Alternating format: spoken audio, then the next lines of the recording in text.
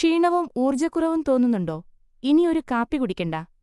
പകരം ഈ ഉന്മേഷദായകവും പ്രകൃതിദത്തവുമായ ഊർജ്ജവർദ്ധക ഔഷധം പരീക്ഷിച്ചു നോക്കൂ. നാരങ്ങ ഇഞ്ചി ജ്യൂസ്. പുതിയ നാരങ്ങ, ചമു, 1 ഇഞ്ച് കഷണം ഇഞ്ചി, 1 ഗ്ലാസ് വെള്ളം, 200 മില്ലി, 1 ടീസ്പൂൺ തേൻ. ഓപ്ഷണൽ. ഒരു നുള്ള് കറുത്ത ഉപ്പ്. ഓപ്ഷണൽ. ആദ്യം ഒരു ചെറിയ കഷണം പുതിയ ഇഞ്ചി തൊലി കളഞ്ഞ് അരയ്ക്കുക.